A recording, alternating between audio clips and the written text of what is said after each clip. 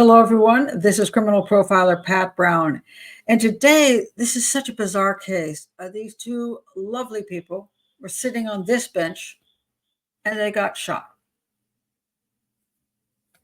And no one actually knows why. So it's going to be a very interesting case as to what was the motive? Why would these young people, for no reason whatsoever, just meeting up and sitting down?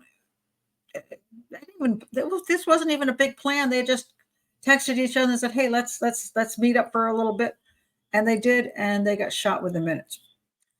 So I'm going to get into all of that. First of all, I want to welcome everybody who's in the chat room. We have quite a group in here tonight, and if you would like to be in the chat room, I suggest you join Patreon. It's in the link below. My Patreon channel is just $5 a month, and I only have one level. And when you join up, you support an educational channel, but you also can come to 2 live shows a week, which are patron only. This weekend show, which is a case analysis, and during the week I do a hangout. And we have a great time. We're a good community, and so support this channel. Join up, and if you don't want to do all that, it's okay. All of my videos, every one of them, is public. I don't have anything hidden because this is an educational channel and I want people to learn. So do subscribe to the channel, click the bell for notifications, check my playlists, and that makes all the difference. I do want to say one thing before I start the show. I had to edit this because in about the middle of the show, for about 20 minutes, you'll hear a dog barking. For whatever reasons, a dog got locked out next door and started barking in the middle of the show. And I was like, what? But that happened and I can't fix it. I had my son try to edit out the sound, but it can't be done after the fact. So you will hear a dog barking in the middle of the show, but hey, please enjoy the show anyway. When you get to that point, just kind of block it out for a little bit and keep going. And if you have to, just move it ahead. But I just wanted to warn you because I've never had that happen before and it was really frustrating. So, and I know some people found it irritating. Can't blame them. But the show, the story is so interesting, and I really want you to get into the analysis of this because it's fascinating. So hang in, don't give up, and just ignore the dog, okay? Thank you very much, and let's get on with the show. Okay, so today we're going to do the today we're going to look at the park bench murders. And it is an odd one because it's unsolved. It's been unsolved since 2009 as 2 people got murdered on a park bench, which is why they call it the park bench murders. And they have no idea who did it after 5 years. No clue. So what happened? On June 4th, 2019, friends Carnell, they also call him Nell, Sledge, and Kate Brown were found shot and killed in broad daylight near a bench. While they were on the bench, they were sitting on the bench, and somebody came and shot them both. And so he fell off the bench, and she tried to run and got shot, and she was found face down in the water. He was shot twice. She was shot once. 2 kayakers came to the location. Now, let me just show you a little bit about the location, because a lot of this case has to do with the location. First of all, they were in this place called the Rocky River Reservation in Cleveland, Ohio. It's a lovely area. If you live in Washington, D.C., it reminds me of Rock Creek Park here, where it goes on for quite a distance. And there's all these different areas of the park that you can pull over and enjoy the park. And this Kate lived near the park. As a matter of fact, she was so close to it, she could basically overlook the park. And she sometimes would ask friends to meet her there because she was so close by. Carnell, he, on the other hand, he was at work at the time. Now, let me explain what happened here. So she is very close to the Rocky River Metropark area there that you see on the left.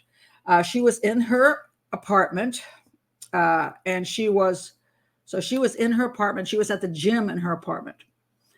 She was not working at that moment. She was in the gym, and there was a text that went between the 2 of them, okay?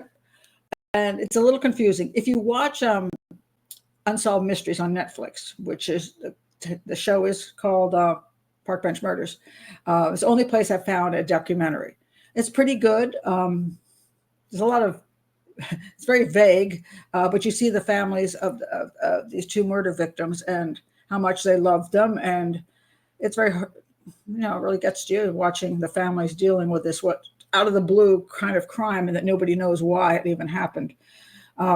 But in that documentary, they say that Nell texted Kate. And there's other places that say Kate texted Nell. Now, I don't understand why that's really confusing, because you would see the time the texts were made at. And I would like to know what the text messages included, because after they texted, then there was a phone call, and they were on the phone for 10 minutes, and then they met at this park bench. So the question would be, why? And some have said, some of Nell's friends, well, he was at work there, and he was going to his grandma's house for dinner, and if he went over there to the park, he would be late, because he's going out of his way to go hang out with her in this park to talk about whatever, and then he has to go all the way back to his grandma's house. He's going to be quite late.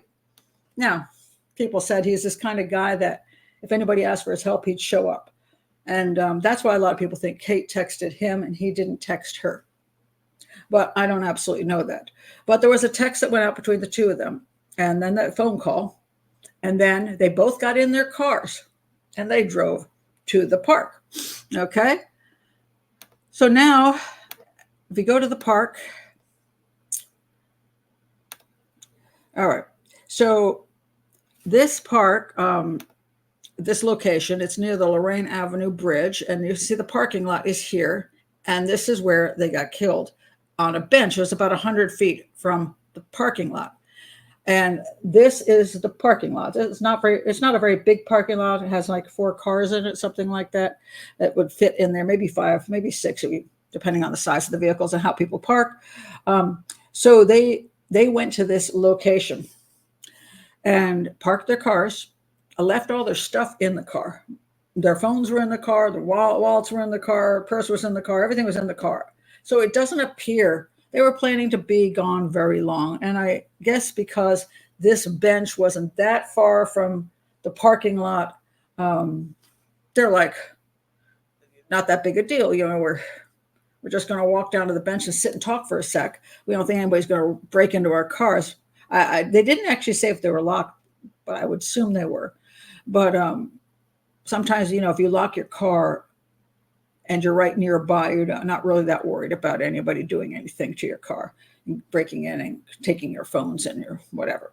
So they clearly were not planning to be there a really long time. Otherwise, I'm sure in that point, if they were going to go for a long walk or something, be gone for an hour or two, I'm pretty sure they would have taken their phones with them and whatever. The fact they left their phones made me think that they were talking about something they just didn't want to be interrupted. And I also think it was going to be a very short stay. And it was a very short stay, I'll tell you that, because 15 minutes after they went and sat on this bench, they got shot to death, at least within 15 minutes. May have been in 5 minutes. But 15 minutes later, what happened was, I'm going to talk about this truck. This truck actually was in the park, in that lot, at the time they were killed. This truck pulled in before they did. This was a fellow from a roofing company, said he was there just, pulling over and doing some paperwork and crap, and was on his phone or whatever he was doing, iPad or whatever he was doing his work on. And he had pulled in here. And he saw them pull in, but he didn't see, after that, he didn't see anything. He didn't hear anything. He didn't see anything. He didn't see them get shot. He didn't hear them get shot. He didn't see any other car come in. He didn't, all of that, nothing. He said, and his car was still there when 2 more people pulled in. And these people pulled in to put their kayak in the water. They're the ones that called 911. And they pulled in, they saw the guy sitting there in the vehicle and the truck.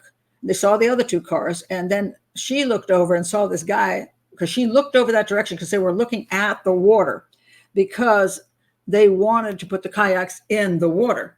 So she looked over and saw somebody lying on the ground and thought something's not right there.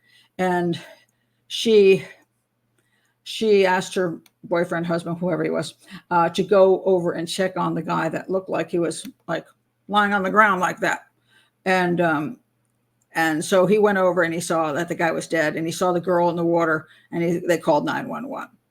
So when the police came, guy's still around. The guy hadn't left. He was there when the other people showed up. So one of the interesting questions there is, if he committed the homicide, would he hang around, or would he kill off extra witnesses if they pulled in and saw him? Wouldn't he kill them too? So this guy's really interesting. I'll get to it in a minute. I just want to explain the circumstances. So the police went and they found, first thing they thought was possible murder-suicide. They looked underneath the bodies. They found no gun. They did find some casings, a small weapon, small caliber weapon. They were shot 3 times. He was shot twice. She was shot once in the back of the head. He was shot in the back of the head, and she was shot as she was trying to escape. They didn't quite say where she was shot, but she was shot. So that's the basic setup of that location. And in the middle of the day, it's 5 o'clock in the afternoon, but it was perfectly nice day. And you think, what the heck? Why would somebody get shot under those circumstances? And so I'm just going to go to the chat room just for a second. I want to see what you guys think. What all the possibilities you can come up with why these 2 people were killed. By the way, they were. I just disappeared. I'm having a day here. I hit the wrong button. Okay, so you in the chat room. Let's go back to this couple here. Okay, so this couple, they were friends. Let me tell you who they were. By the way, they've been friends for 10 years. She was working with some jewelry stuff. He was a teacher and a coach. He's 40 years old. She was 10 years younger. They weren't dating. They were good friends on and off over the years. He had dated another woman fairly recently. They had broken up, and they had met, like, I think she said, like a year prior. I'll get to her in a minute. And then they were no longer together, but she thought maybe they were going to get back together. And some of the family thought that he would eventually, like he said to her once, one day we'll just end up together. In other words, we're good friends. Maybe one day we'll end up as partners and be more romantic. And she was meanwhile dating. She had a boyfriend she had dated for a while. I'll get into that later. And she was also on Tinder, which is another issue. So they weren't dating each other at the time. They were friends. So that's just important to say. So what do you think of the possibilities? Did anyone know they're meeting there? Harpa, apparently the answer to that is no. This was an impromptu meeting because one of them texted the other. They talked on the phone and said, let's meet. So nobody really knew they were going to be there. No. Okay, someone could have had jealousy even if they were just friends. That's correct, Clarissa. And they are looking at his exes, her exes, to see whether any of them were like obsessed to the stalker point. So they are looking at that. I'm going to say that's probably not true because the police didn't say there was any such thing. So I don't think that's true. Maybe someone followed one of them. That is one of the big theories. We'll talk about that. You're saying targeted. Were they secret lovers? Not that I know of. No, and there's no tracking that I know of. Let me see some of your other concepts. Love triangle. No, there was no such thing. No one was cheating with anybody. This guy has one of the night. Everybody loved this guy like you wouldn't believe. They said he never cheated on any woman he'd ever been with. He just was this kind of upstanding. This guy, like, did everything for everybody, cared about everyone. So no, and there's no money involved. All the money was in the car. They weren't robbed. And no, they were not dating, and so they were not cheating on anybody. Neither one of them was in a relationship at the time that they got killed. So that's nonsense. Please do not go there. But that's funny. Sex. I think that is a joke because we know quite often that every time anything happens, it's always sex trafficking these days. I was a little slow on catching your joke. You're okay. Michaela says, I'm thinking stranger homicides. Since the window is too small for someone to know they would be there. This is the other major issue. If it wasn't someone they knew, then we're talking about, well, let's see what kind of things somebody would kill them for. One, people brought up that this was a hate crime because there's a mixed race couple sitting on a bench. Is it possible? Yes. Is it probable? No. This was an area, as many people who live in the area and are around this place. This was a very mixed race area, and mixed race couples were just regular there. So it's not something unusual that they would have stood out in any way just because they happened to be of two different races sitting on a bench. And since they weren't even dating, I'm thinking they probably were not like madly kissing each other and pissed somebody off. I mean, I don't think that's likely. So I don't see the racial thing at all. Another possibility people point out is a gang killing, but gang killings usually have something to do with the other gangs, not with two complete strangers sitting in a park. The third one is a thrill kill. Someone just saw them and thought, this will be fun. Let me check out my new weapon. Bam, bam, bam. This is fun. It's possible. It's more possible than the other two. So I think we're down to basically a thrill kill, and they were targeted, or one of them was targeted. So that's where we're at this point in the, let's see if some of your comments. They were not secret lovers, no. Okay, you think it's possible you didn't hear anything. Killer lives in the bushes. Well, the police did go on about the possibility that this was somebody on foot, and it had nothing to do with the parking lot. It was on foot coming out from that bridge. Let's see, I showed the bridge, right? Let me go back to this picture. Yeah, that's the bridge is right here. And you can go, I mean, it's a place where people can probably hang out under, and maybe somebody walked up with a gun and saw them. But also what's very interesting is if you look at this, if they were walking up here to the bench, they wouldn't come up necessarily behind the bench. So, and they were shot in the back of the head, sitting on the bench. So somebody came up behind them. And I think that's important to point out. As I said, no, don't think so. A psychopathic teen boy, well, it's possible. There were no witnesses to the crime. That's the problem. Not one witness, including the guy in the truck who was there the whole time that the crime went down. Seems execution-like. Somebody pointed that out. I think it was one of the sites I was reading at. There's a lot of people talking about what they thought. And they thought it was too perfect, like he, shooting him twice in the head and then her. It was boom, boom, boom, But who would kill them execution like? They didn't have great money. They were local people. There was no great reason to kill them. It wasn't like they're involved in anything. Neither one of them were in gangs. They weren't drug dealers. These were like regular people. So it doesn't make any sense, particularly that anybody wanted to actually kill them. Well, there's a point. Little Son of Sam and Zodiac.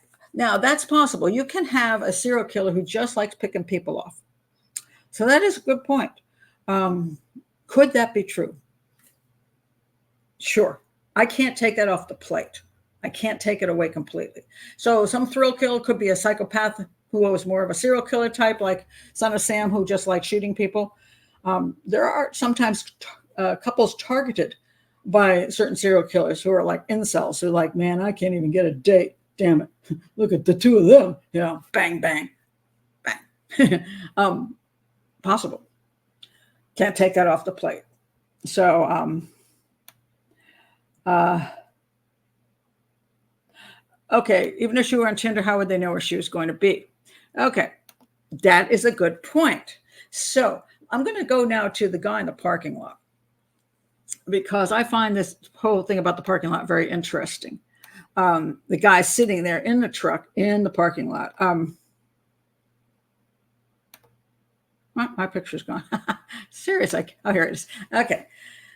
This guy's at this end of the parking lot, and theoretically, there are two cars are like this. This is, I'm sure, a reenactment, but from the show. But two cars like this. By the way, there's lots of cars passing by.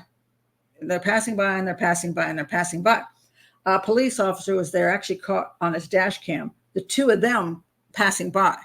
I think he caught their faces. They couldn't see license plates, but they recognized, since they knew what the two cars were, they recognized them going by within 2 minutes of each other.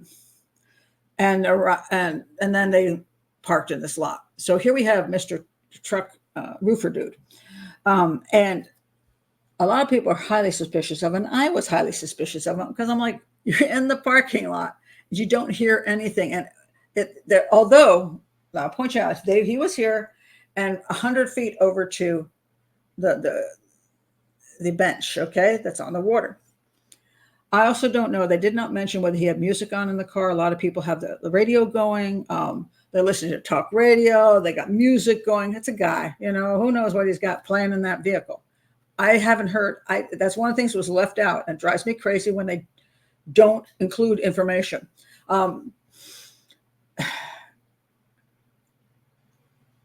I would have asked that question. I would have put that in the show because I think it's important. If he's listening to music, he's definitely not going to hear a gunshot probably. And he's in the car. What time was it? June 4th. It's pretty hot. Did he have the air conditioning on? These are all questions that I would like to know about Roofer Guy because the FBI were brought in on this case. They said supposedly he was heavily, he was their first suspect, which he should have been. And they spent a great deal of time making sure he wasn't the guy. They claim he is not the guy. They say that they did not do GSR as far as I know, and I think that's outrageous if they didn't do that. Who wouldn't do that? I mean, if you think the guy might have shot them, wouldn't you?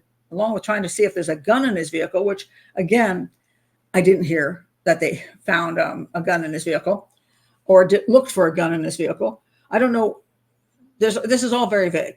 Apparently, they found no gun in the area. I would like to know that because if you killed somebody and then you got back in your vehicle, what happened to the gun? Did you hide it someplace? Did you chuck it into the river? Did you put it in your truck somewhere? What about your hands? Do you have GSR? Did you have gloves? I don't know any of this because that information has not been put out anywhere. All they say is he didn't do it, that he was the whole time he was there, he was working, and they had evidence that he was working on his iPad or whatever, doing his paperwork stuff online. Now, it doesn't take long to shoot two people. So I find that a little like not real believable because let's think about it. If I'm in the car and I'm working on something and let's say these two people came and they parked, and I look at those two people, and I'm working on something and they're off sitting there, I can easily stop working leave it open, walk over there, shoot them both and get back in the vehicle and do some more work. I mean, theoretically. So I don't know what they have. Now, maybe I have no clue. Maybe he was totally doing something the entire time of that 15 minutes they could have been shot. I don't know. But what makes people suspicious, so the FBI said, and the police have said, he's not the guy. They've ruled him out.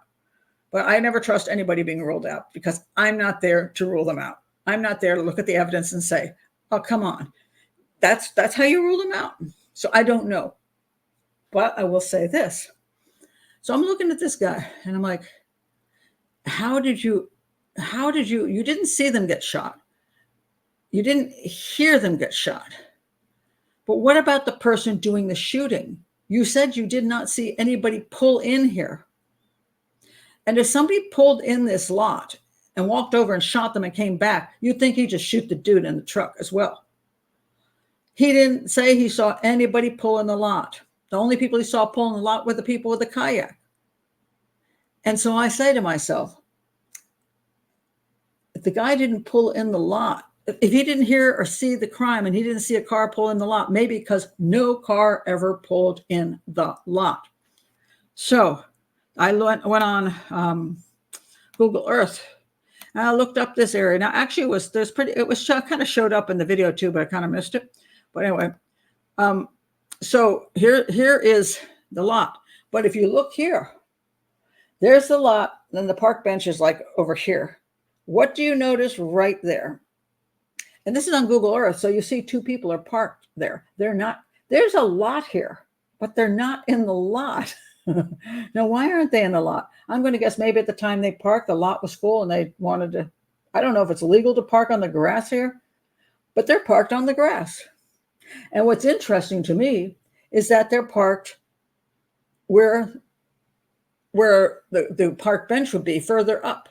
So if this guy is down here in his truck, meaning he's here, and the shooting, and he's not going to see anybody because they're going up here and parking up here. He's not going to see the vehicle. And then they're going to get out and they're going to, he's not going to see them because, again, the vehicle's not near him. They're going to boom, boom, boom up here, and he's in the car, and then they take off. So I tend to believe that if they excluded him, because there is another place to park, I'm going to say he didn't do it either. So I'm going to go to some of your comments, and I'm going to go to some of the suspects.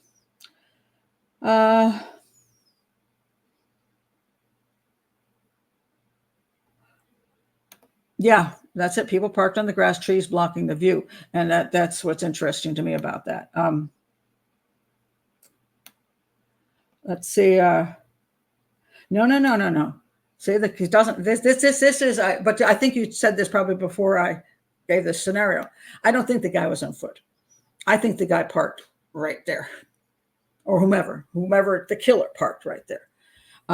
And the problem I have with the on foot thing is that it would truly have to be a crime that they were not targeted.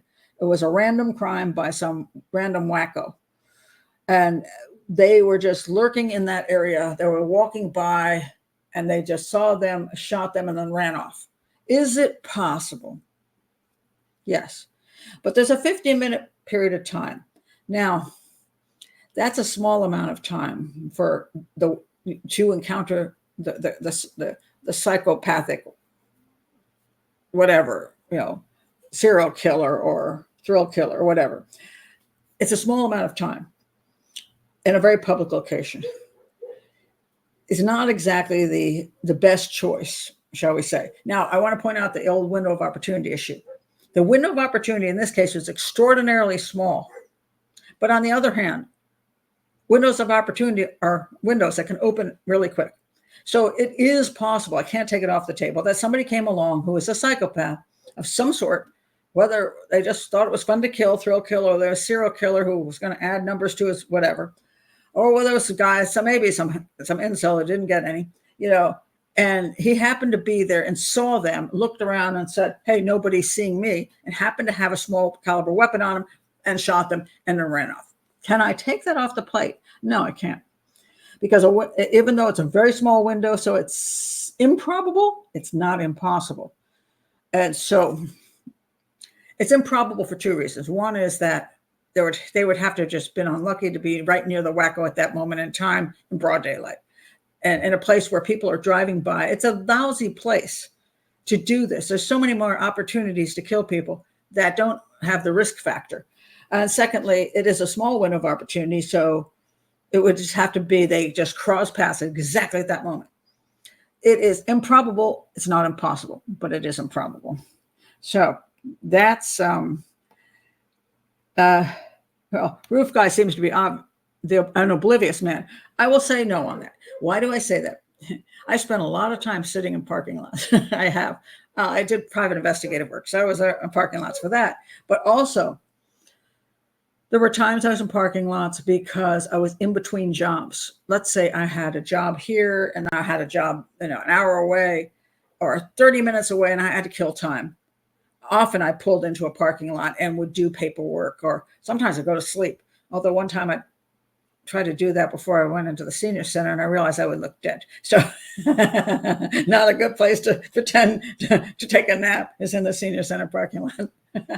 So I actually pulled out and I went down the street and went to sleep on a side street because I was tired, because I'd been working, and I'd been working all night long at a hospital. And I was coming back and I pulled in there because I was going to a class. I didn't want to miss a class, but I also hadn't had any sleep. So yeah, I've slept in parking lots, and I've done paperwork in parking lots, and I've read books in parking lots, and I'm a pretty oblivious person in many ways when I'm just focused on something. And also, if you're listening to music or you're listening to a podcast, 100 feet away, small caliber, if they cleared this guy, I think it's probably because he didn't do it, that he was just this guy sitting there and had no clue that what happened. But that means there are no other vehicle pulled in. So there's only two possibilities. Somebody was on foot or somebody came, I'm trying to do this by my head, somebody came down that road and pulled over. So those are what we're left with at this point. So I don't know if that's much narrowed down, but there's also this other issue I wanted to look at. And one of the let's see what picture this is. Okay, yeah. This is two different directions. This direction is going south. Okay. See where the cars are parked? Well, if you're going this way, you're going south. I don't see a good place to park on this side of this road, although it doesn't mean somebody can't pull over and just park here. But I'm very interested in the fact that this is where the parking lot is. Now, let me show you coming this direction. This is going north. All right. So if someone were following them, my question, and I tried to ask this question to a friend who has on Reddit, I wanted to know what direction the two of them were traveling. Okay. She lived near the park. He was coming from work. I have not got a good answer on that. However, there was, let me see if I find my picture on that. Got it? Nope, that's not, sorry. I didn't put the picture up. Okay. They're the camera that caught them. And from the direction I thought I saw them coming from in a little bit of video, and I can't be absolute about it because I don't like things when they're not solid. So I've reached out to find out which direction they were coming from. It appeared they were 2 minutes apart and coming from the same direction, supposedly, which is interesting. That would mean he came from a much bigger distance away. So he would have had been on the road for 10 minutes before she got in the car. Maybe he knew that. She said, I'll meet you there at such and such a time. Maybe they said a time, but we don't know what they said on the phone. He could say, I'm on the road, and she says, I'll leave shortly.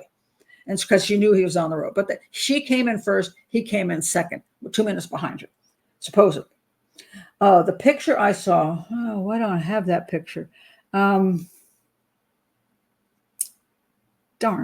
I swear to God, I put that picture up. But what it showed them was coming into the lot, and I'm trying to see if I can do this with my finger now that I've lost my picture. It showed them coming in and turning into the lot here. So going in here and going there. Again, reconstruction, reenactment kind of crap, I don't know.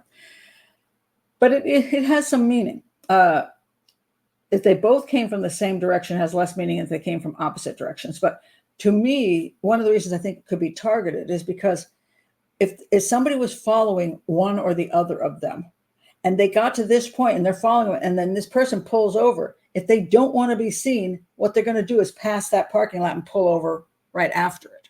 Coming from this direction is a little more awkward. If they were going this way and then pulled into the lot, they've already missed this section. So they'd have to go further up here and try to find a place which is away from the park bench, or they'd have to U-turn and come back. Much more difficult from this direction, which is going south.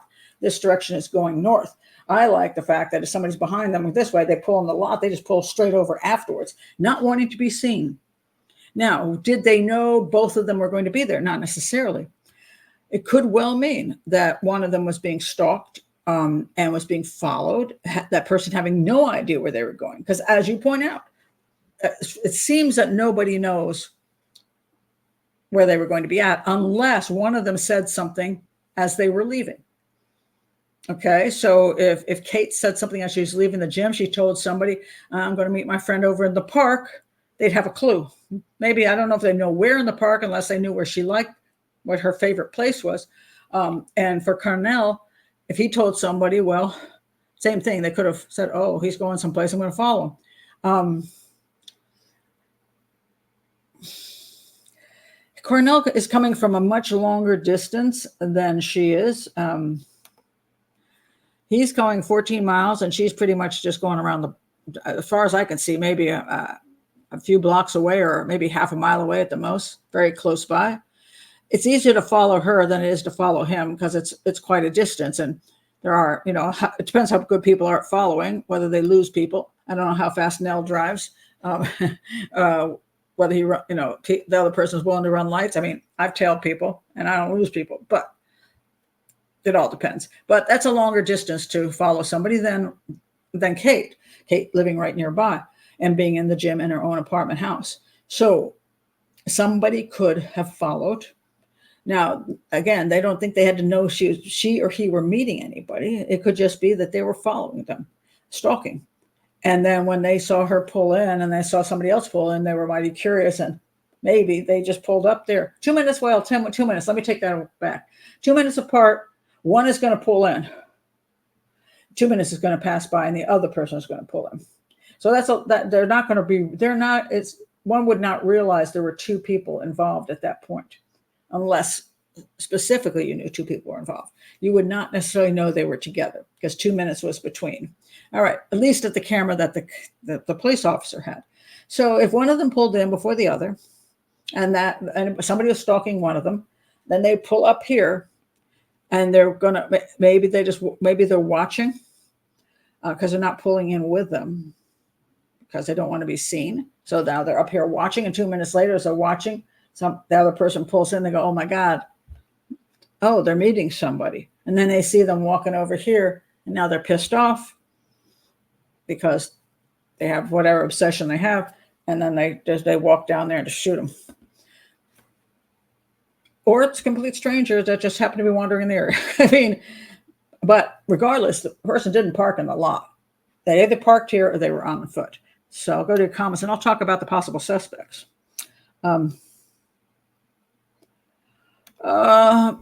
Possible mistaken identity, and she's killed as they don't want to leave a witness.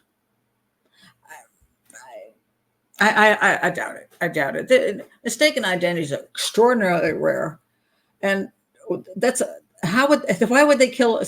Why would they think whoever this person is will be in the park when there was no plan for the person to be in the park? It's not like this is gang territory and the person pulled up at a particular time or drug deal was going down.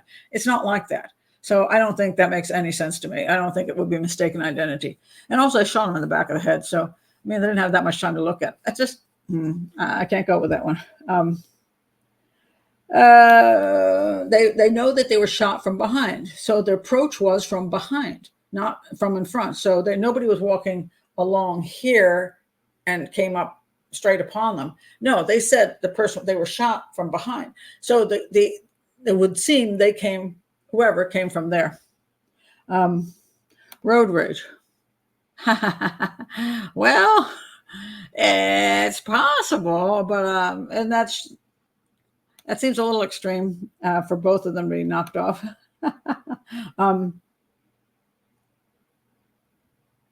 Let's see. Well, Liz is a little different. The Liz Barraza case, which is still unsolved and still confusing as hell. This is, well, yeah, I'll give you three. If anybody doesn't know about the Liz Barraza case, she's setting up this garage sale in her driveway, and some car pulls up, and she's shot to death. So the question is, was she shot by someone she knew? Was she shot in a mistaken identity thing? It's like, oh my God, we got the wrong number of the house. Okay. Or was this just a thrill kill? Never been solved. I tend to think it was not accidental, but I did a show on that, a double show. I had two different crimes in that, but that has gone unsolved. Do you think the location was a bit out of the way for a reason? Now leaving his phones in the car is interesting. Maybe hiding the visit from a soon-to-be girlfriend, Melissa. I don't think that's really out of the way. I don't think anybody's going to work that hard. They're going to have a quick chat, and he's going to go on to his grandma's house for dinner. I don't think people don't have to go through all that crap. Okay, let me go to the suspects outside of roofer dude, and anybody who's just out there. Okay, let me go to this picture. All right, that's just wanted to show Kate and Nell. All right, I just want to tell you a little something about each one of them. Kate was described as a very bubbly girl, just funny, a little quirky, all of that. But she also, and this is very important, she also suffered from depression, and that depression led her into alcohol. So she was, as far as I can see, an alcoholic who was clean for the last year. But she had ups and downs in her life. They said she had these black periods and she, all of this. So she had some emotional issues that she dealt with. And she also made some poor choices. And this is very important because there's two people, they have suspects from her side of it. One is that she had this abusive boyfriend. Everybody knew it was abusive. And they had broken up. They hadn't been together for 3 years. But apparently, she was still seeing him on the down low on occasion. And her sister actually tosses this off as habit. Oh, she's just one of those. That was her kind of her habit. No, that was poor choices. Either she was easily conned into, oh, I want to see you again. Don't be mean to me, type of thing. And I have a feeling she's might be that kind, that just doesn't know how to say, she's just easily swayed and easily, oh, I don't want to be a mean person. So she goes ahead and tries to be nice or whatever and give him another chance, kind of thing. So she had been seeing him and had been seeing him secretly right before she got murdered. However, the police say he was in South Ohio at the time she was killed. So if the police aren't telling a phony, he wasn't in town when this happened. All right. But he, being an abusive person who maybe was obsessed with her, wouldn't let her go, he'd be a good candidate. He knows where she lives. If he's sitting in the parking lot and he sees her pull out of the parking lot and he wants to talk to her, he wants to convince her, and he follows her to the park. And then he sees her there and of course, you wonder why he just didn't pull in next to her to have a little chit chat. Couldn't he have just done that? I would tend to think that'd be more likely, especially if he didn't know that Nell was going to show up. I mean, if they pulled in together and immediately saw both of them together, that would be different. But since there was supposedly a 2-minute difference, then you would have to wonder that he had no idea that somebody else was coming. And this would be an opportunity for him to pull in and say, hey, come on, Kate. But he didn't. If it was somebody following them, that person pulled further up and waited to see what was going on. But he was supposedly in Southern Ohio, so he supposedly had nothing to do with it. The other guy, she went on Tinder. She wanted to date. She lost weight. She thought she looked good, so she wanted to date more. So she was, and getting used to online dating, she went out with this guy on Tinder. And he creeped her out pretty quick because apparently she thought he was off. Later on, she found out that he had actually been in prison for killing a guy with his brother and setting the guy on fire, something like that. Not a nice guy. And so supposedly, though, they'd seen each other the night before. I can't remember if she saw him but they had contact the night before. She does not know how to get away from people. Now, this guy supposedly had an alibi that he was in a barbershop. Later read that he was actually a barber, and which is what you do when you come out of prison, you become a barber, But supposedly he was in a barbershop at the time the killing went down. Now, the question would be, how did they know that? Do they have video that he was there? How do they know he was there? So this is an area that's very gray to me because they didn't say it in the show. And again, what the heck? Why can't you say these things? He was proven to not be in a barbershop by the fact that there was video of him going in the barbershop 5 minutes before they were killed, and the barbershop is 20 minutes away. There's a video of him going in there. Okay, he's in the clear. Or was it a couple guys in the barbershop said he was there at that time? Well, I'm going to say most people in barbershops are nice people. But then again, there's some people in barbershops who know the barber really well because they're also criminals. So would they lie for him? What proof is there that he was there? Is my question. And then if he wasn't the barber, if he was just getting a haircut, again, what was it that proved that he was there? Was there a receipt of some sort? Was there a transaction made? What was it? Because this was an impromptu crime, so it's not like this was premeditated. So it's not like he said, let's say he was going to go after her, and he said, "Look, you go in, pretend you're me, but we look alike. We look enough alike. So you go in and pretend you're me, and do a transaction exactly at 5:15. Therefore, I'm in the clear." But this wasn't premeditated, so none of this was set up. So whoever, if this wasn't a random crime, if somebody followed Kate, they had to have followed her at the last moment, because she did not know she was going to that park until the last moment. Neither did Nell. Neither one of them knew that. So either if somebody followed them, was only one of two ways. One, they told somebody right then, "I'm going to the park," and the person was standing next to them, and then could simply go out to their car and follow them. Or if they didn't follow them, they had to know where the park was. The exact bench, mind you. The other one is that they may not have known where if somebody was following either one of them, they didn't know where they were going, but they followed them because they're stalking. And when it turned out that the other person was with somebody on the bench, that pissed them off. And so they killed them because they didn't like the fact that whoever they were stalking was sitting there with somebody else. Now, whether they were, maybe they didn't know they were in a relationship, because they weren't. They didn't know it was a friendship. Maybe they thought it was romance and just pissed them off. So you have somebody who's got serious psychological issues and follows somebody because they're obsessed with them. You just never know. Now, that's her side of it. On Nell's side of it, he had his girlfriend, but they had broken up too. Everybody had broken up. This is Alyssa. Now, Alyssa, she actually said they've been broken up, and she had thought maybe they had a chance of getting back together again. That's what she thought. Maybe they get back together. Some people thought she acted odd at the funeral. The police did go up, check her out. She owned a weapon. She also owned a carry permit. However, the weapon was not the weapon that was used in the crime. And the police said, well, it wasn't the weapon. I'm thinking to myself right there, doesn't mean she doesn't have another weapon. I mean, most people have one gun. Well, not most people. Some people have one gun, also have two guns. They have different kinds of guns. One that's more concealable, one that's less concealable. I've had a less concealable weapon myself, fish small, along with a Smith & Wesson, which is much larger. So people have more than one gun, and all of them don't have to be legal. Now, mine were all legal, all legal.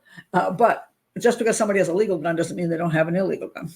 So I don't think that can eliminate her from the gun perspective. However, they said she had a solid alibi, that she was at work far away and could not have been there. So they say his ex-girlfriend had a solid alibi. So who does that leave us with? I mean, if his girlfriend, this is also a thing, if his girlfriend was at work and he was at work, unless they worked really close, unless they had some conversation where she knew exactly where they're going, or whether she had gone over to his work and was sitting there in her car waiting for him to leave work, and she was going to follow him and have a chit chat. And then he pulled into the lot. Now, he was behind, 2 minutes behind. So let's theorize. I'm going through, again, this is an educational channel. I'm going through the different thought processes one would go through as a profiler or as a detective. Not that this is the end decision on anything. This is a case where I'm not going to come with an end decision. This is where I can say, I think I know this is who did it, because I don't. But if he were being followed, she would have pulled into the lot first, according to what crap stuff I have, and it may be not true. If she pulled in first and he pulled in 2 minutes later, we would see a different scenario, in the sense that if somebody were following him and he pulls in the lot, she's already there. Maybe she's even out of the car, and he pulls into the thing and he says, hey, and this person realizes the two of them are meeting, and then pulls up to that, off on the grass up further. If she came in later, the same thing could be true. He's already waiting there. She's pulling in. Somebody's behind her. They see that she's meeting somebody, and they're not happy about it. Otherwise, if the person they're following pulls in first, you wonder why they didn't pull in to talk to them, or they're just stalking and watching. Maybe they are a stalker, just wants to watch and see what's going on with this person. And so they did pull further on and then watch through the trees to see what that person was doing, whether they were meeting somebody, and waited to see what would happen. And then they moved over to the bench and they're like, Eureka. Now they're alone on the bench together. Well, I'm fed up with this whole thing. Tinder guy. Her exes, the ex-boyfriend who's abusive is a good suspect, except he wasn't supposedly not in the area. Tinder guy sounds like a whack job. Anybody who does what he did probably is a psychopath, and that he became quickly obsessed with her and wanted more, and she, whatever, and he was just watching her and followed her to the park that day and saw, geez, now she's going to be with this dude, even if they weren't hugging and kissing. Oh my God, she's got this guy. And just pissed off and just shoots them both. Possible. Outside of Alyssa, the ex-girlfriend, nobody knows anybody who'd do anything to this guy. This guy, let's see if I can find. I just want to read you something about this guy, because the guy is like the nicest guy ever. I mean, she had issues. She was supposedly a real friendly, nice person, but she had issues. He didn't have issues, apparently. He was just a freaking nice guy. So this right here, let me tell you who it was. This is written by one of his friends. Carnell is the type of friend who you may not have had the chance to see every week, but everyone was his center of attention, and he was the center of attention in every room that he entered. He had the largest heart. He cared. Nobody was lesser than because they knew him less or more than anyone else. Carnell, at the time of his murder, was starting Sledge's Helping Hands, a foundation which I helped build the pitch deck. Sledge was loud and loved to talk, and I have a master's in communications and have done public speaking and presenting in both my personal life, bar mitzvah with 700 people, and my professional life since my teens. So when I helped him organize the pitch deck, one of the things we had to do was take full photographs off a PowerPoint. And it goes on. It goes on a little bit more here. He loved sports, and the foundation was an endeavor to bring kids with challenges to sporting events. And they show these videos of him playing basketball with kids with special needs and stuff. Super nice guy. He loved coaching, and he loved his grandma more than anything. And we live in a world with a lot of negativity, and Carnell Sledge never had a negative day that he let his friends see. I loved him like I do my own brother, and I miss him every day. And 5 years later, not a day has gone by I've not thought of him. This guy, nobody had a bad word to say about him. He was just the nicest, caring fellow. And here I will point out something. One of the problems he seems to have is that he's such a nice guy. People like him. When he met her, and when he met Alyssa, his girlfriend, Alyssa he met online. I think she met at a party or something. Both of them said immediately, I felt like I'd known him all my life. He's that kind of guy who's so kind and open that everybody likes him. But he's also the kind of guy who will help everyone who has problems. He can't say no to anyone. And that kind of people attracts people with issues. That people with substance abuse problems, people with psychological problems, people who are, have severe psychological problems like massive narcissism or psychopathy, because he's too nice. He's a too nice guy. And being a too nice guy, you can attract some kinds of people that probably are not safe to be around. And all it takes is one. And so I don't know if that is that issue or not. If I had to pick somebody who was following somebody, I would pick somebody following her, because she seems to make bad choices in men. She seemed to see them in spite of the fact that she knew they were bad choices. She kept giving them more chances, and they were questionable people. Both those guys were abusive, probably suffering from personality disorders, and she still couldn't seem to shove them completely away. So if anybody is being followed by some psycho, it would probably be her and not him. The Alyssa, the ex-girlfriend, I I mean, that's possible because again, he probably attracts people with some issues. Um, could she, if she wasn't really at work, could she have decided, I'm going to get together with him again and I know we're going to get together. I just need to talk with him. And she went to his place of work and he came out and she followed him. And then she saw he was meeting her and thought, oh, great, now he's with somebody else and just lost it.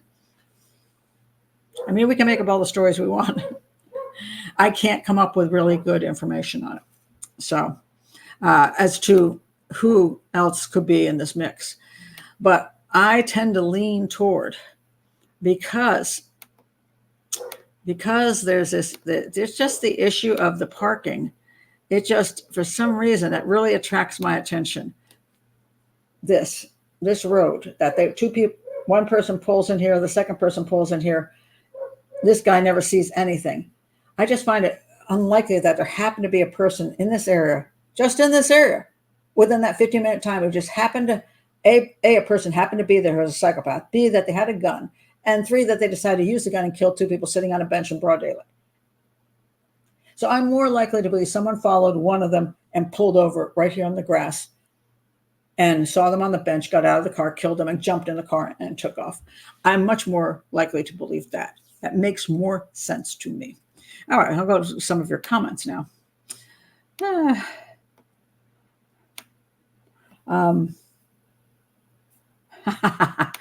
Good people wouldn't find them at a Diddy party. Well, probably not. Probably not.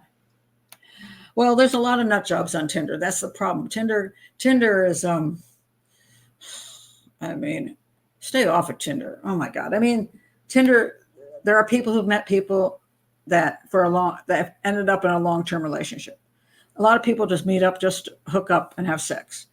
And there's a lot of really sleazy stuff that goes on Tinder.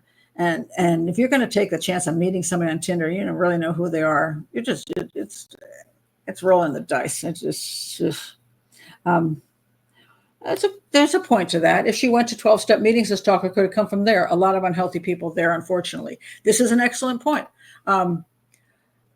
People who some people who have substance abuse problems are lovely people, and hopefully they go to AA or NA and get help and pull their lives together and move on. But there's a lot of people who have severe emotional problems, and some of them some severe personality disorders who also end up in those locations. And then there's even some predators who will go to those locations just to seek out people who are down on their luck and struggling, and they'll make friends with them. Got to watch out for that too. Another place is church. You get a lot of people go to church. There's certain predators who go to church. So serial killers who go to church just to find themselves people they can take advantage of, because they figure anybody who goes here has a good heart. So having said that, though, I will say this: it is possible that Carnell, that he could have been trying to help somebody, helping somebody he shouldn't have helped. Too nice a guy, and somebody says, "I need your help, Carnell." Well, a lot of people think that she called him because she needed some help, maybe because she thought she was being stalked. So she says, "I think I'm being stalked, Carnell. Can you meet me?" He says yes, and guess what? She was being stalked. But he's willing to help everybody. And so when you're willing to help everybody and you jump right to help them, as opposed to stand back and say, is this a smart thing to do? Like I've been around the block enough times to be very suspicious of almost everything. So somebody calls up and tells me something. I'm like, okay, you think you're being stalked right this minute? Have you talked to the police? Are you really being stalked? And so on and so forth. I'm going to make sure I meet them in like a crowded restaurant. I'm not going to meet them in an isolated place just because I'm like, maybe you're being stalked right now. But he might just be that kind of guy. It's just too nice. So it could be he helped her out and unfortunately got killed over it, or he could have helped somebody else out theoretically but I just can't see, since it was an unplanned thing, I can't see that unless it was a stalker. It has to be, in my opinion, either a stalker or a complete random crime. I can't see anything else it would be. Because I think that guy just happened to be walking along with a gun who just happened to want to kill him seems just too odd to me. It just is too freaky. So I personally believe that one of them was followed, and I think it's more likely her, but I don't know if the police know that I do not know. So sneak attack. Well, both of the guys she saw, I would go with before I'd go with Alyssa, the girlfriend, the ex-girlfriend. Can an ex-girlfriend do something like that? Sure. I mean, if you're a psycho girlfriend, you can do that. And maybe she's bold. Maybe she got her she had her other gun and she's bold and she sees him going someplace. She follows him and finds out he's meeting her and she's all pissed off about it. And she's like, I'm done with this. I thought you were coming back to me. Who knows what she's thinking in her brain if she were that kind of person. But I have no idea if she's that kind of person. I mean, that's pretty big. They hadn't been together in a while. He wasn't cheating on her, so Alyssa would also know he was very nice to people and try to help people, so that she would automatically think that this was his new flame and she had no chance. I don't know, but the guys she had seen to me were psychopaths. You got a guy who's abusive in a relationship. I'm going to push him as possibly psychopathic. And a guy who stabs and puts people on fire. I'm going to say he's very psychopathic. So the kind of person that would kill again or abuse again is more of the guys she was seeing than the one woman that he was no longer dating. So, yeah, that's how I look at it. Let's see other comments here.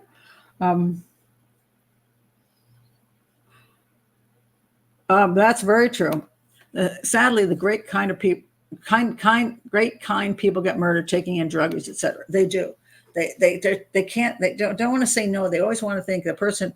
If I just help that person, maybe it'll make a difference in their life. And if I say no, then I'm not helping them out of the ditch they're in. But you got to be careful because sometimes you reach down to that ditch, they grab your hand and pull you right in, and you can get killed over that crap. You can. So you have to be very careful who you try to help. Otherwise you get, and people who sometimes have real major issues also can be very, very clingy and very, very stalker types, because when they see they finally got somebody, they will grab onto that person and hang on to them. And then they can get very upset when you no longer want to be hung on to, and you don't do everything for them. They keep wanting more and more and more and more and more. So yeah, it can be a very dangerous thing. So he was such a freaking nice guy that who knows if he helped the wrong person. That is very possible. But she might have been that wrong person, not because she was a bad person herself, but because she made poor choices and kept putting herself in very dangerous situations. So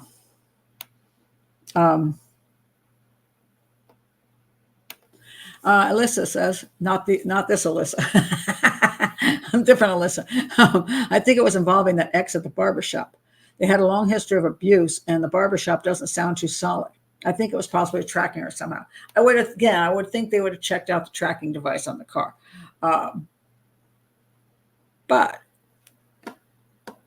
And I would think that if there was a tracking device on the car, he would have to remove the tracking device if he didn't want it found. That means he would have to come back into the parking lot and remove the tracking device. However, maybe he could have done that. I mean, theoretically, let's say her car came in first and was parked on the far side, and then his car came in, and maybe his car was blocking the side of the roofer dude in the truck. This guy could just slip up to her car and take what tracking device he had and run off with it. Could happen. I can't say that's not true. So possible. Yeah, the barbershop thing. I would love to know the details on the barbershop. What proof do they really have that he was in the barbershop? I don't know. So again, one of the problems when you're working outside of a case as opposed to being inside the case, because I don't know what they're willing to tell the media to. Sometimes they'll say something just in order to get the person. Let's say he didn't have an alibi, but they can't prove it's him. That they don't want him to think they're watching him, so they say, "Oh yeah, he had an alibi," and then he's go, "Oh good." So maybe it's a game they're playing with him. So maybe they do have their eye on him.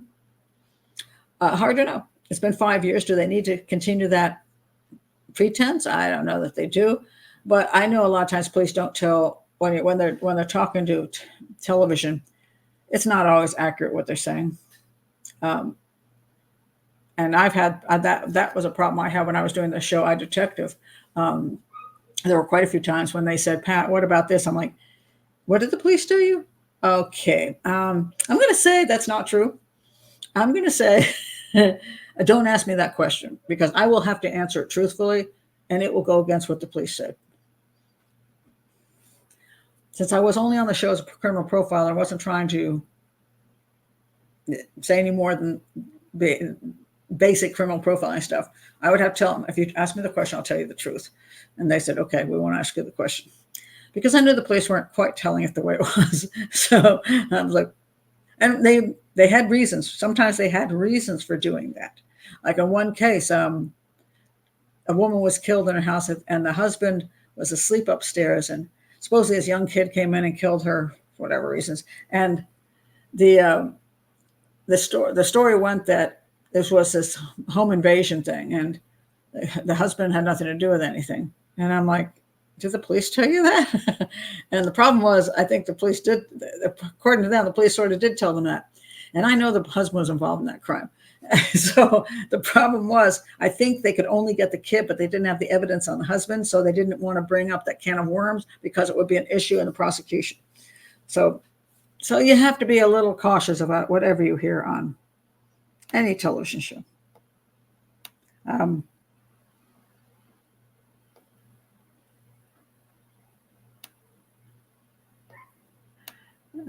going back up here now. Well, that's an interesting point. Seems like she may have been toying with Peep's emotions, not safe or right at all. And that's an interesting point. That is an interesting point. Was she innocent in the sense that she's just naive and doesn't want to be mean to people, give people another chance? Or did she love attention and feel like she had to get this attention? Did she like toying with people? I don't know. I don't see. This is the point: is we really don't know these two people. So I don't want to say any bad things about her because I don't know her. I know she had some issues, but a lot of people say she was a really wonderful person. I haven't heard one bad thing about this dude. I mean, it's just he's like, you know, if I had another daughter, I'd give her her number. You know, great guy. So yeah, it's hard. It's really hard to say, and I wish I had information from inside the investigation, but I do not. Oh, good question. I'm glad you brought that up, Mike. Since he was shot twice in first, could it be that he was a primary target? This is a theory that is 50% possible and 50% not right. And I'll tell you what, if you're coming up on two people, if you want him dead, yeah, you're going to shoot him right in the head. You're going to shoot him first. So the fact that he was shot twice first makes it look like he's a target. So I agree with you on that. A lot of people have thought he was a target for that reason. I'm glad you brought it up because I forgot to. And then she's like, and she tries to run and then she's shot. There's a second possibility, and this is why I say 50-50. You come up and you want to kill her, but next to her is sitting a very big guy. This is not a small guy. This is a big guy. You see him as a threat, and the first thing you want to do is remove the threat. Because if you're going to shoot her and he has a chance to do anything, you don't want to take that chance. So what you do is you shoot him first because you don't think she's much of a threat. She probably can't get very far. So you shoot him first to eliminate him, so then you can go on to kill her. So there you go, 50-50. This is what makes analysis so difficult, because there is not, this is the answer. That doesn't happen that way. There isn't the answer. There are different possibilities. Now, sometimes you have 90-10. Now, I would say targeted is much bigger a possibility than some random crime. Personally, I think that. And I personally think the person drove their car past that lot and parked it. Therefore, I think roofer guy is not involved. But past that, all I can say even then is I would go 80-20 on 80% targeted, 20% not targeted. And as far as these two go, I'd go 80% more likely the target was her, but 20% could still be him. So frustrating. It is very, very frustrating. I'd love to have an answer for this case. If family asked me to come in and they have any more information, I might look at it. But Um, it's hard to know. It really is.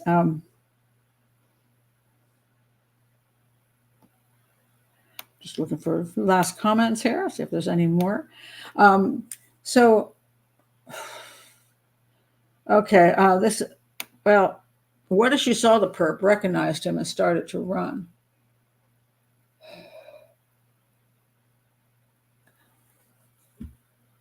Well, yeah. I mean, I'm trying to think this through. He goes, "What you doing?" She turns around, or she's not turning around. Maybe she's just sitting there. You know how you have your arm up on the bench, you're talking to somebody, you look over his shoulder, and there's the creepy dude, whatever. And you freak, you go, "Oh my God." But he's pointing a gun, so you run. So he shot her first because she recognized him, but he would have to have a gun pointing at her. And then he could shoot him, but then she was shot in the back of the head. So one would believe that he didn't have a chance to react. If if she was running and somebody was shooting at her, then most likely he would not be sitting there getting shot in the back of the head. So, yeah, I don't think so. I think they were shot having no clue what was going on. I think they were both sitting there looking that way at the water there. And I definitely think he was shot first because she had a chance to react. But I'm not sure he was shot because he was a target, because you eliminate the threat first. So I also look at who understands that concept. Who understands the concept of eliminating the threat. If you have, for example, somebody goes into a home invasion, for example, who's the person they're concerned about? They're concerned about the male in the home, not the female in the home. Most of the time. I'm not saying there's not some females who could take out a guy, but generally speaking, guys are bigger. And so therefore they usually try to eliminate that person first before they go on to wife and kitties or whatever. Because they're not as much of a threat as what would be in their eyes a strong, big guy and a tough guy that might give them trouble. You eliminate the threat first, and of course, again, if you come in and the guy is 5 foot and 100 pounds, and the wife is 6'2" and an MMA fighter, you might want to take her out before him. So it's eliminating the threat first. So the biggest threat first. When you want to finish, you want to accomplish whatever you're there to accomplish, whatever it might be, robbing the place, raping, killing, whatever. You want to accomplish what you want to accomplish. So you don't want to have that messed up in the process. You don't want to say, okay, I really wanted to kill him, but I'll shoot her first. And then he runs away, and then I don't get to kill him. Or, gets very confusing. Or I do want to kill her, but I can eliminate the threat so I can make sure to kill her. So it's hard to know. Either he was shot because he was a target, shot first because he was a target, or he shot first because he was too much of a threat to making sure she was killed. Or the fact that somebody could shoot her, but if he escaped, then he would be and then he would be able to identify or fight back or whatever. So I probably made that very messy sounding.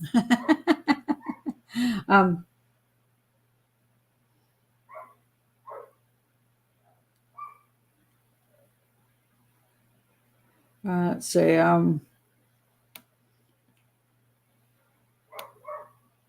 You think she was the target? I tend to think that, but unless I could get into those files and find out who was where and when, who had real alibis and who didn't, I surely would like to know. So, yeah. What is this? He used Pat as a direct source. Who's that? Who used me as a direct source? What Pat told him in the Hangout when he asked about it includes the YouTube footage, and he plans to give Pat's channel a good plug during the presentation. Oh, are you talking about Thomas? He's doing a presentation. So as long as people give credit to where they got their information from, that's cool. I just like people to be honest and above board, and so I'm always pleased that. I swear I had to delete half my comments because you already said what I'm typing. Well, we think alike. I think I don't know if it's a good thing or not, but yeah. Why kill a woman? Okay, wait a minute. Why kill a woman if you don't sexually assault her? Well, because she won't let you sexually assault her. I mean, theoretically, that's a stalker thing. A stalker just likes to have the last word. You can't turn me down. You had the audacity to turn me down. Well, I'll see what that got you. So there's reasons. Uh,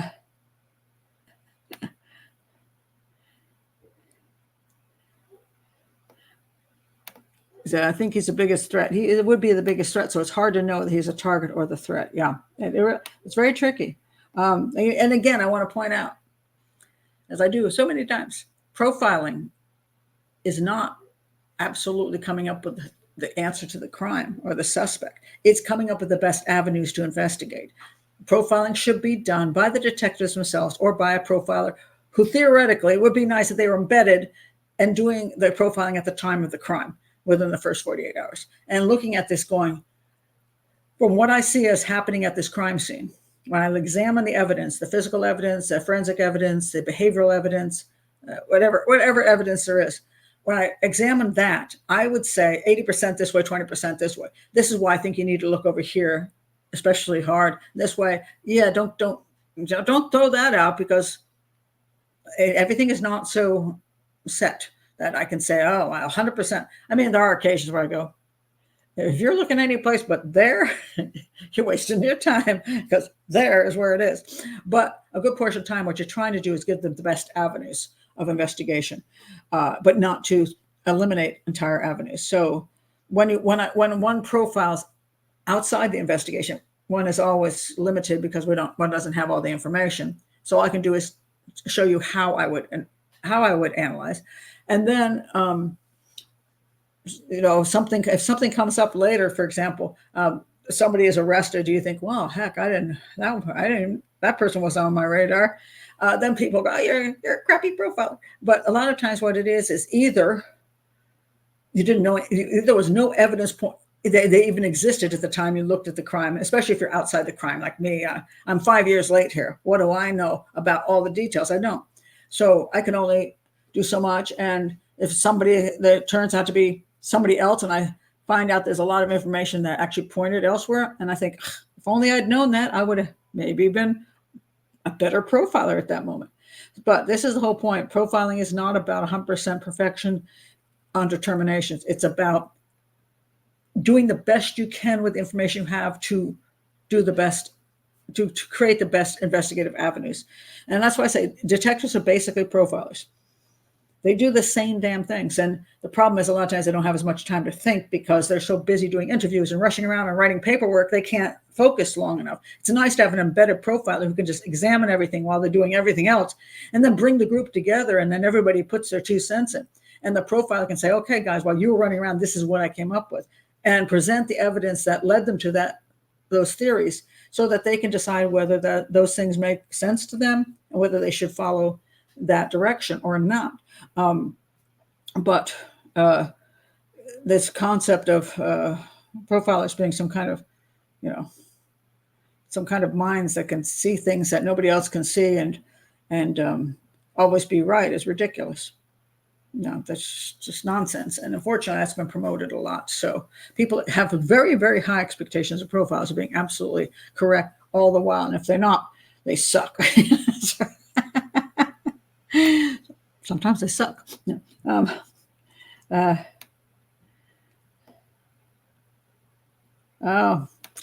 I wish I was well enough to work on becoming a profiler. This kind of methodical thinking is what I'm great at.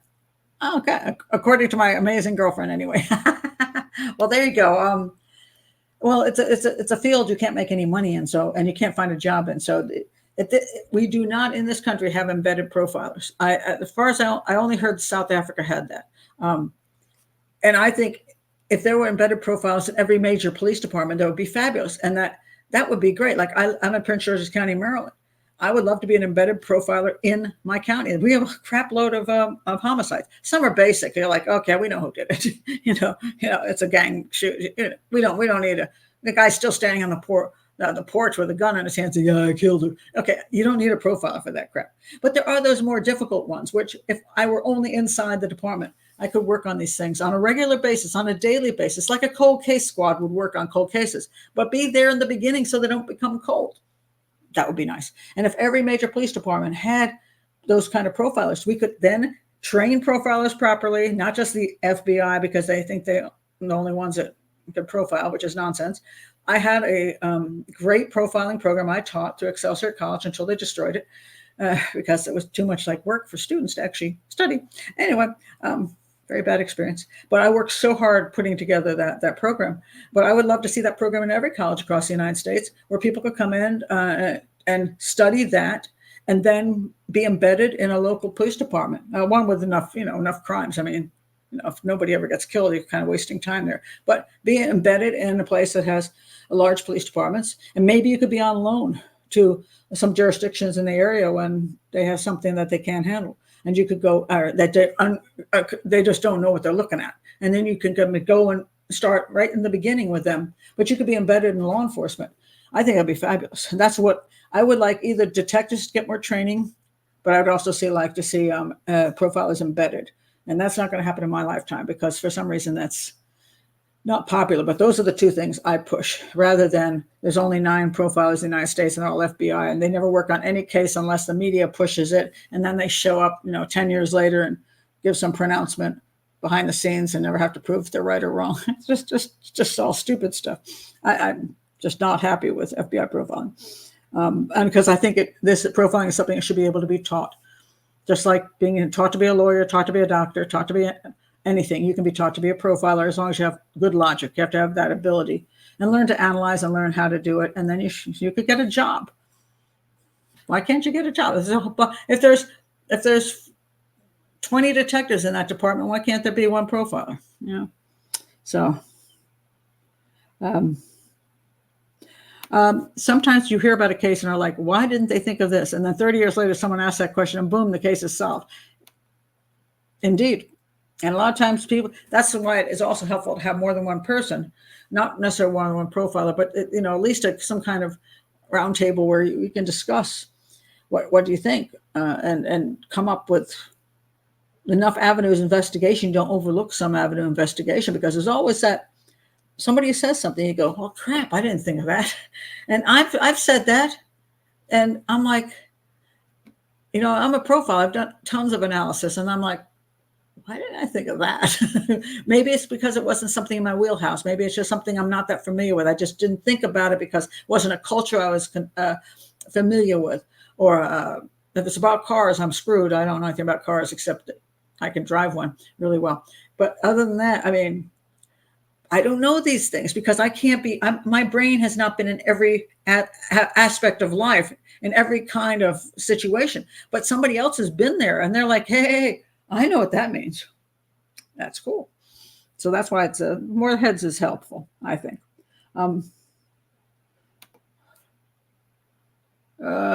Indicate height. It's a good point, Molly. Theoretically, well, he's sitting down. That's probably going to be pretty difficult to determine, I would think. Yeah. I think I would say it's probably pretty difficult to determine. And unfortunately, there's no fingerprints apparently on the casings, and they just know what kind of gun it was, but they haven't found the person with that gun. So. I admit Pat because she's changed careers several times and been successful. Well, no, I haven't changed that many times. I was a homeschooling mom for all my kids growing up. I became a medical sign language interpreter, and I did that. My whole career was 13 years. But I've been a criminal profiler since I started it earlier, but I think officially probably 2000. So I've been a criminal profile for 25 years, about 25 years. So that's it. Those are my 3 jobs: homeschooling a mom, medical sign language interpreter and criminal profiling. What's interesting, though, is I started the medical sign language interpreting in my 30s, my criminal profiling career in my 40s. So way late. I figured out everything I like to do, but way later than I realized. So, but the medical sign language interpreting was a great help in the criminal profiling because I did so much work in the ER. I saw a tremendous amount of trauma. I saw rapes. I was in the psych ward. So I saw so many things that are actually connected with crime and with trauma and injuries that I learned huge amount in those years that I worked. So 10 years before I became a criminal profile, 3 years I threw in later on as a second career. I had two things going at once. After I quit television, television career, you could call that a career, but yeah, I guess you could throw that in there. but yeah, I forgot about that. I did that for 15 years too. So aspiring film. Wait a minute. Aspiring film star. Wait a minute. What was that? Film starlet. Yeah. I only aspired to that for a year when I was 19. I gave up. Oh, no, that's very sweet. That's very sweet. But I will point out this. A lot of people who, if you are at a point in life when you think you've missed the boat for getting involved in a career that you would like to be involved in, I'm on the fence on whether I say don't ever give up and be realistic. Don't ever give up, because if you want to do something, sure, go for it. But on the other hand, realistically, there's things you can't do at a certain age. You can't get into the FBI at a certain age. You can't get into police departments at a certain age. And also that you have to make sure there's work in the field. And in profiling, there's almost no work whatsoever. Unless the only place literally is in this country, in the US, FBI work. And you have to be, you don't get to be a profiler. You go in and become an agent, and you're an agent for 20 years. And then you get to be a profiler at the end of your career, something like that. 10 years in, maybe you become a profiler, or maybe they add that to part of your duties. You study stuff and you do agent work, but you do a little profiling when it's in the behavioral science department, when there's something to profile, because it's not necessarily that there's that much that's that often. So yeah. So you got to be those two things. Don't give up, but on the other hand, be realistic, because we do have to eat, and and it's disappointing. Ageism is a big issue in this country and everywhere in the world. At a certain point, they don't want you, either because they think you're going to retire, or they think they just don't relate to you well anymore because too many people are 30 and you're 50 or 60, and they don't want their parent or grandparent there. There's so many stuff that, but there are always sometimes ways to do things, and not the most traditional way. And that's the only reason I succeeded in those fields. Sign language interpreting is one of the rare fields that doesn't have much ageism in it, because they simply need somebody to show up, especially at 1 o'clock in the morning at the hospital. And in criminal profiling, I was independent, and I made a career out of it. But it's not very many people who are going to get lucky like me to be able to do something with it, if you're going to start when you're 40. So, yeah, I hate the FBI. I don't hate all of the FBI. I think the FBI serves many great purposes, and I don't object to all the FBI profilers. I do not like FBI profiling. I like the work they did in profiling early on, research work, some of the books that were put out early on. I'm good with those. But no, I don't like FBI profiling of today and the general version of it. I think some FBI profilers actually do my methodology of profiling, and just because they know how to do it, and it isn't really FBI profiling. But then again, they're rarely involved in any cases that aren't ice cold, because the police don't want to bring them in. So by the time they show up in cases, it's some kind of thing, like the Long Island serial killer type thing. They brought the FBI in like way later, Green River way later, and all this stuff way later, and they most of the time didn't solve the crimes. And if you actually ask them what crimes do you actually solve, really little, very few. Yeah, no, I'm not a fan of Don Douglas. 100% not there on him. I like Robert Russell. I'm good. Douglas, I'm not a fan. But we all have our people we like and don't like on, and many of them don't like me. So there you go. But I most like I like people who are honest. I don't like a lot of fake stuff. I don't like people claiming stuff that's not true. I don't like this ego-driven stuff and this fancy talk that confuses everybody, makes everybody think they're oh my gosh, that person's so brilliant and I don't understand what they're talking about. It's because they're not letting you understand what they're talking about, because they want you to think they're brilliant. If they let you understand things, you'll think they're less brilliant. If you guys here can learn profiling and understand how to analyze, well, then you could be or already are as good as me. And that's okay with me, because again, why do we only have to have 9 profiles in the United States as opposed to 900? I think that's absolutely ludicrous. If it's a skill, anybody can learn it. Well, we have to be logical, but if it's a skill, it can be taught, and there should be a number of people who can do it. If it's a skill, if it's some psychic crap, well, then don't bother teaching anybody. Oh my gosh. Well, thank you. Although Sherlock, now that I go back and read Sherlock Holmes, I'm like, I'm not so sure I agree with this stuff. So it's like kind of sad, because he was my favorite when I was a teenager. So, but anyway, I think that's it. This wasn't, there wasn't a whole lot I could talk about with this case, because there aren't very many good answers with it. I would love to see the reports on the people that were suspects and anybody else who might have been somebody who could have followed them. Because if it wasn't one of those people, then it would truly have to be random. But, unless I had access to those police reports and the alibis and all of that stuff, I wouldn't be able to make those determinations and come up with who I think is most likely to have committed the crime. But I do hope from here you learn something about, how to look at this crime. Because I find the parking lot situation very interesting. And that's what caught my attention about this in the beginning. It was like, why is roofer dude just sitting there through the whole thing and doesn't see anything? And now if it makes sense to me, if that person didn't park in the lot, it makes perfect sense. So sometimes you just have to keep thinking about it and trying to figure out why that would be. And poor guy, he was like, man, I'm never going to sit in a parking lot again. So I become a suspect in a homicide I didn't even know happened. And poor guy. Poor guy. Someone that didn't want them parking on the grass. No, well, they weren't parked on the grass. They were parked on the lot. The killer would have been parked in the grass, which I find interesting. That when I saw the picture when I went to Google Earth, and I'm like, do people park there? And I was so surprised when I looked at them and said, oh my God, there they are. 2 cars right there in that location. I'm like, there's an example. I was shocked to see that. So obviously people park there. I don't know if they get ticketed for parking there, or there's signs that say you shouldn't park there.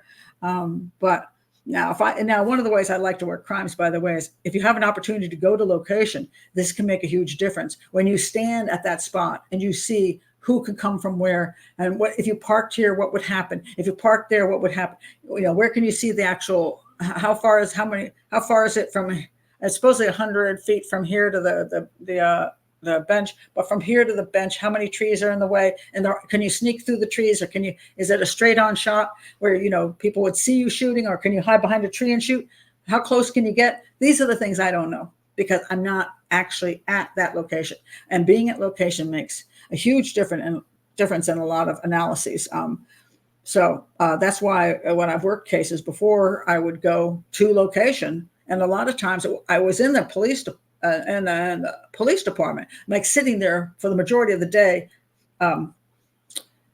looking at the information. But there are times when I went out and tested areas, looked at areas in the Superbikes murder, which I did a show on.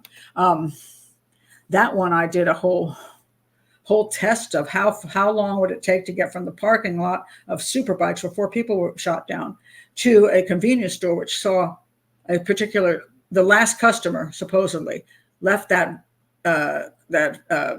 establishment. They ran a card, he got his stuff. He left that place. He was the last person supposedly in there, and he got in his truck. He was pulling a motorbike, and then he was and then he drove down that road and passed by a convenience store, and the camera got him passing by. And my question to the police, first of all, was, did you check the time had him?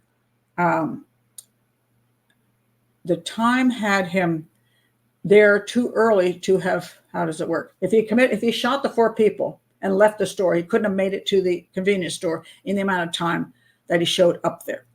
That eliminated him. I asked 2 questions. First of all, did you check to make sure the timing on that the camera was correct? And secondly, how fast did he drive? You're assuming he couldn't have made it, but could he have made it? So I took my car and I left that lot, and I waited. I made sure that I waited to as long as I could, like people coming down the road, and I wouldn't just pull them behind them, because then they might slow down or whatever. I can't get past them. I would wait really long. And when I finally saw somebody coming along the road, I'd pull out in front of them so they were behind me, and then I'd haul ass down that road. And I did that over and over again, trying to beat out his time. And I was in a sports car. He was in a truck pulling a motorcycle. I couldn't make it. And from the time the last person was shot to the time on that camera, I couldn't make it in a sports car, trying really hard. And so I said, yeah, unless the timing on this, the camera's wrong, he could not have committed the crime. So, but by being there, I could test it, where if I did it from a distance, there's no way I'd know whether somebody could have driven 90 miles an hour down the road and made it in time. I don't know, because I'm not there. So it's nice to see the lay of the land. It's nice to see all the little details, which I can't do from afar. So sometimes I have done some analyses from a distance, and I have to always say, I'm not there in person. If this makes a difference, then my analysis might be off. So well, I'm trying to...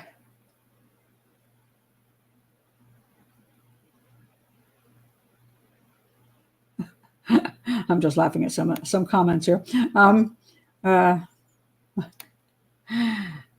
Let's see.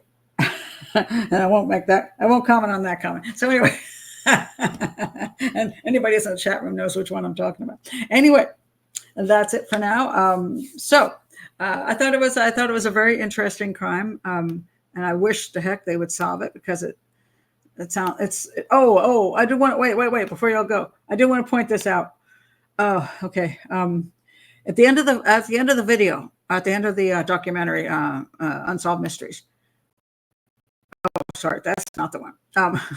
This is the sister says they were trying to put up these signs, and she says, I think the Metroparks wanted to take the signs down to make it, because I didn't want people to feel unsafe in the park.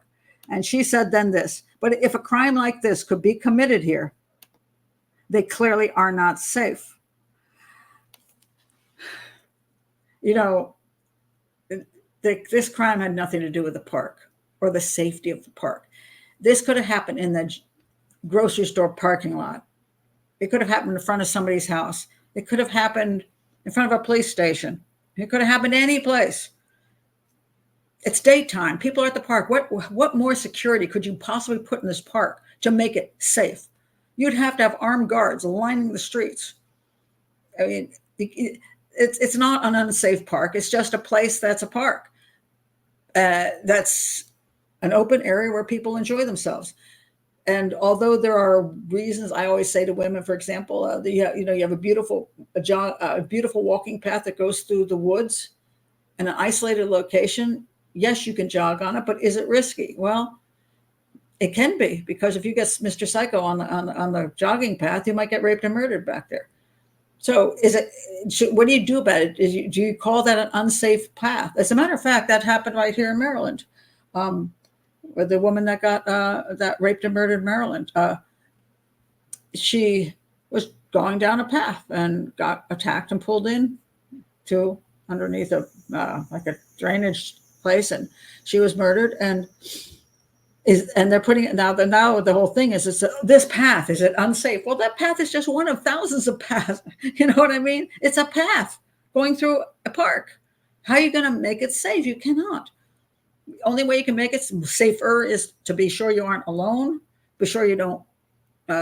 If you're female, you're not, there at dusk and dawn. Be sure you're not in areas where there aren't other people, where you don't have any witnesses. In my area, I pretty much only walk around a place called Allen Pond, which is a pond you walk around. It's not as thrilling as some other places, but there's tons of people out there. There's people fishing all around there, and then there's people walking their dogs. And pretty much, unless somebody's just crazy and wants to commit a mass murder and just shoot people, it's safe as it's going to be. As other parks, I went in one day during COVID, and I realized I parked in the parking lot and took this walk on the path. I said, "What am I doing? I'm the only one here. If I get, it's easy if somebody else person pulled in that lot and said, look, and they go down that path and they find me down there, I'm dead. But I can't blame the woods or the path. It's just, but if we take 10 people on a walk down that path, it's probably pretty safe. So I think this whole concept, we can't call this area safe. It's no nonsense, because especially if they were followed, they could have been killed any place. It didn't have to be at this park. It just happened to be where they were. If it was some like thrill kill guy, again, a thrill kill guy can kill people any place. So I just thought that was silly. But people like to immediately say this place is not safe, and it's just. Now there are places that aren't safe where increasing crime. Like I live near Baltimore, and there was a Mexican festival the other day up there. I was going to take I said take my granddaughter up there while you're busy this day. I'll take her up there, and it's in a safe area of the city. And she said, "Mom, there's no safe area in that city right now. Don't take her." So I went someplace else. So that's her opinion as a police officer and a detective. She doesn't trust going to Baltimore right now because the crime rate has escalated so badly. So yeah, there's that, general stuff, but I don't think we can just say it's dangerous to go to this park and sit on a bench. Probably not. So, well, this is true. People say this all the time, but it's not going to do you a whole hell of a lot of good if you can hear a guy behind you. What you going to do? Oh, I didn't hear that. The guy came up behind me. What if the guy if you have your earphones off and the guy's coming up behind you, what you going to do about it? What if the guy's coming towards you? What are you going to do about it? If you're alone on that path and he's alone on the path, those earphones don't make a damn bit of difference whether you have them in or out. He can still kill you. It's not going to do you any good unless you have a weapon. And if he's coming toward you, you can pull out a weapon, I guess. But the earphone thing is highly exaggerated, as if that's something that's going to protect you. It's not going to do a damn thing. Don't be alone in isolated places. That's the only thing. That's your only protection. Or don't be alone with one other small female. Not doing any good either. But you just have to always look at it and say, am I a good target? And if I am targeted, can they get away with the crime because of where I'm at? And the answer is, if you can answer yes, yeah, well then don't go there. They're just places that aren't safe to be alone. And the thing is, you could go there for 20 years in a row. You could run every day and nothing ever happened to you. And some poor girl comes out on the first day out of college and she runs on that path and gets killed.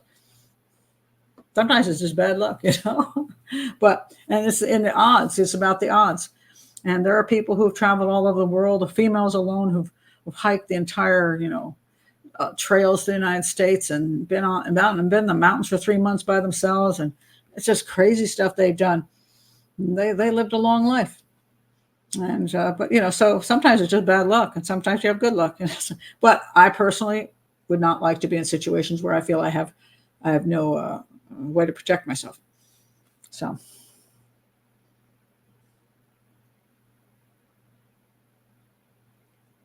if you're on the phone, maybe it all depends. Again, hoping on a phone doesn't protect you either, because a lot of times these people don't care. And even if it does timestamp or show you what location where you died, so what if it's some guy who throws you in the bushes, rapes and murders you, and he's gone in 5 minutes? He's by the time the police get there, he's long gone anyway. So a lot of times they don't care. So for all these things that we come up with, oh, this would work. No, they don't care. And the problem is they'll do things that's their nature. So I wouldn't depend on that crap. It's, it might help in a rare case. It might work out, but don't depend on it. Don't depend on it. Don't jog. Yeah, I'm good right now. I'm not jogging at all. I'll die of diabetes or something instead. You can't win. Oh, Lord. So none of these things. Witnesses. That's what I go with. I think that's the safest way for anybody. You have to have enough witnesses, and witnesses who will not lie to protect the person who does you in. I mean, if you're in a room full of 9 people, but they're all gangbangers, I mean, probably nobody's going to rat out the guy who does you in. So witnesses, someplace that's relatively safe. And it's not safe from mass murder, but it's all you can do is the best you can do. That's all I ever say. You can only do the best you can do, but you be as smart as you can. That's all. So anyway, that's it for today. If you're new to the channel, please do like and subscribe. If you'd like to be in the chat room, please do click on the link below for Patreon and join up. And I will see all of you who are here in the chat room. Some of you I will see on Wednesday at 3 p.m. Eastern time for the weekly hangout. See you then. Let's see what else I can do to hit the wrong button on the way out here. Bye-bye.